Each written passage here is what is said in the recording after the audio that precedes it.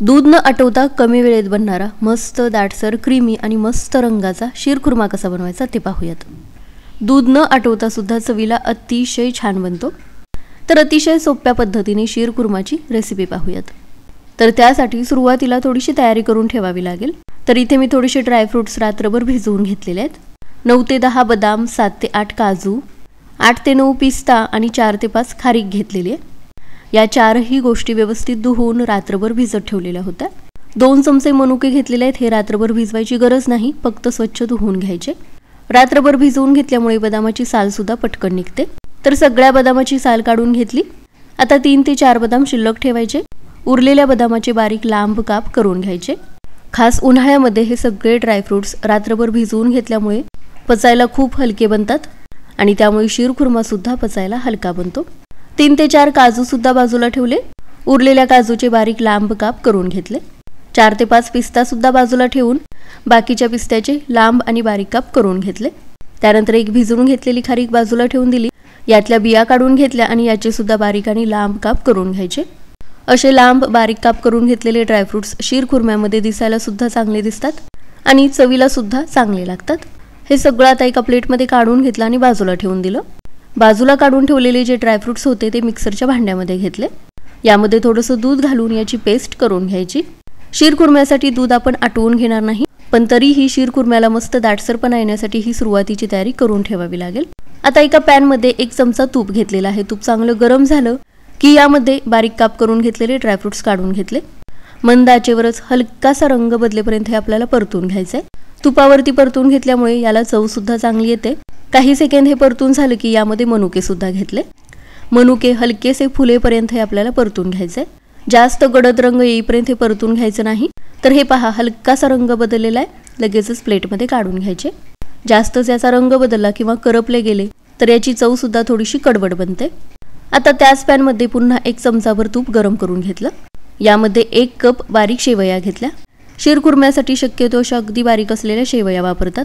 या भाजून घेतलेल्याच असतात, त्यामुळे तुपावरती जास्त वेळ भाजायची गरज लागत नाही। तुपावरती फक्त काही सेकंदच आपल्याला परतून घ्यायचंय, कारण या शेवया खूपच नाजूक असतात, लगेचच करपू शकतात। त्यामुळे काही सेकंदच हे तुपावरती परतून घेतलं आणि प्लेटमध्ये काढून घेतलं। आता पुन्हा त्याच पॅनमध्ये अर्धा चमचा तूप घेतलेला आहे। यामध्ये पाव कप उकळून थंड केलेलं दूध घेतलं। आता यामध्ये अर्धा कप मिल्क पावडर घेतलेली आहे। थंड असलेल्या दुधामध्येच मिल्क पावडर मिक्स करून घ्यायची, म्हणजे हे व्यवस्थित मिक्स होतं, गुठळ्या अजिबात होत नाहीत। तर हे पहा, स्मूथ याचं बॅटर बनून तयार झालेलं आहे। आता हा पॅन गॅसवर ठेवला आणि हे घट्टसर होईपर्यंत आपल्याला शिजवून घ्यायचंय। हे आटायला अजिबात जास्त वेळ लागत नाही, त्यामुळे मंद आचेवरच हे हलवत राहायचं।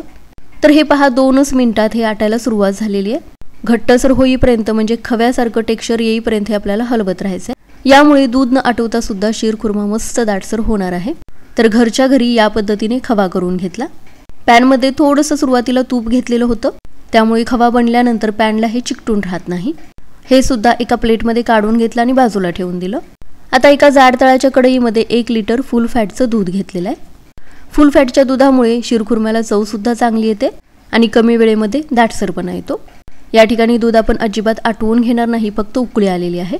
उकळी आल्यानंतर फक्त 2 मिनिटे हे हलवून घेतलं। आता लगेचच यामध्ये बनवून घेतलेली ड्रायफ्रुट्सची पेस्ट काढून घेतली। ही पेस्ट दुधामध्ये चांगली मिक्स करून घ्यायची। काजू, बदाम, पिस्ता आणि खारकेची यामध्ये पेस्ट घातल्यामुळे दूध मस्त दाटसर बनायला सुरुवात होते। आता लगेचच यामध्ये तुपावरती परतून घेतलेले ड्रायफ्रुट्सचे काप सुद्धा ॲड केले। गार्निशिंगसाठी थोडेसे मी बाजूला ठेवून दिलेले आहेत। आता हे सुद्धा सगळं चांगलं मिक्स करून घ्यायचं। लो टू मीडियम फ्लेमवरतीच हे सगळं आपल्याला शिजवून घ्यायचंय। आता यामध्ये परतून घेतलेल्या शेवया सुद्धा घेतल्या। शेवया यामध्ये घेतल्यानंतर लगेचच छान मिक्स करून घ्यायचं। या शेवया अतिशय नाजूक आणि बारीक असल्यामुळे शिजायला अजिबात जास्त वेळ लागत नाही। तर सुरुवातीलाच या सगळ्या गोष्टींची तयारी करून ठेवली तर फक्त दूध उकळून घेतल्यानंतर आटवून न घेता या सगळ्या गोष्टी दुधामध्ये घेऊन हे फक्त आपल्याला शिजवून घ्यायचंय। यामध्ये थोडंसं केशर घेतलेलं आहे, म्हणजे आत्ताच दुधाला चांगला रंग येईल। केशरमुळे दुधाचा हलकासा रंग तर बदलेल, पण शीरखुर्म्याला मस्त पेढ्यासारखा रंग येण्यासाठी एक खास गोष्ट यामध्ये आपल्याला घालायची आहे। 5च मिनिटात तुम्ही पाहू शकता शेवया शिजायला सुरुवात झालेली आहे। जशा शेवया शिजत जातात तसं हे दाटसर होत जातं। तर शेवया आता पूर्णपणे शिजलेल्या आहेत। आता यामध्ये बनवून घेतलेला खवा घालायचा। खवा घट्टसर असला तरी सुद्धा उकळत्या दुधामध्ये हे घेतल्यानंतर लगेचच दुधामध्ये विरघळला जातो, याच्यासुद्धा गाठी होत नाहीत. खवा दुधामध्ये घेतला की पटकन लगेचच चांगलं मिक्स करून घ्यायचं. खवा घातल्यानंतर फक्त 2च मिनिटात दूध मस्त दाटसर बनतं. तर हे पहा, शेवयासुद्धा व्यवस्थित शिजलेल्या आहेत, खवासुद्धा व्यवस्थित मिक्स झालेला आहे. आता यामध्ये आपण साखर घालणार नाही, तर त्याऐवजी साखरेचं कॅरॅमल यासाठी आपल्याला वापरायचं आहे. पण त्या अगोदर एक छोटा चमचा वेलची पूड घेतली. सगळं चांगलं मिक्स करून घेतलं. शेवया पूर्णपणे शिजल्याशिवाय यामध्ये कॅरॅमल आपल्याला घालायचं नाही, किंवा साखर जरी वापरणार असाल, शेवया पूर्णपणे शिजल्यानंतरच यामध्ये साखर घालायची. कॅरॅमल बनवण्यासाठी अर्धा कप साखर पॅनमध्ये काढून घेतली. यामध्ये 2 ते 3 चमचे पाणी घेतलं. आता मंद आचेवरच हे आपल्याला हलवत राहायचंय. सुरुवातीच्या 2 मिनिटांमध्ये साखर विरघळली जाते आणि त्यानंतर हळूहळू साखरेचा रंग बदलायला सुरुवात होते. साखरेचा असा रंग आला की गॅस बंद करायचा आणि गरम पॅनमध्ये थोडा वेळ हे असंच परतत राहायचं. यापेक्षा हलकासा गडद रंग आपल्याला हवा आहे, मगच शिरखुर्म्याला पेढ्यासारखा रंग येणार आहे. तर गॅस मी बंद केलेला आहे. साखर पूर्णपणे विरघळलेली आहे. गरम पॅनमध्येच फक्त 4 ते 5 सेकंद हे असंच हलवून घ्यायचं. तर हे पहा, असा रंग यायला हवा. गरम असलेल्या शिरखुर्म्यामध्येच हे कॅरॅमल आपल्याला काढून घ्यायचं आहे. दोन्हीही गोष्टी गरम असल्या तर पटकन हे मिक्स होतं. पण शिरखुर्मा थोडा जरी थंड झालेला असेल आणि त्यामध्ये हे गरम असलेलं कॅरॅमल घेतलं तर छोट्या मोठ्या याच्या गाठी तयार होतात. पण घाबरायची काहीच गरज नाही. मंद आचेवर ते परतून घेतलं ना, ते कॅरॅमल दुधामध्ये चांगलं विरघळलं जातं आणि सगळ्या गोष्टी चांगल्या एकजीव होतात. गरम असलेल्या शिरखुर्म्यामध्ये गरम गरम कॅरॅमल घेताना थोडंसं काळजीपूर्वक घ्यायचं, कारण त्याचे बबल्स बाहेर उडतात. तर हे पहा, गॅस मी आता बंद केलेला आहे आणि मस्त पेढ्यासारख्या रंगाचा अतिशय स्वादिष्ट दाटसर शिरखुर्मा बनून तयार झालेला आहे.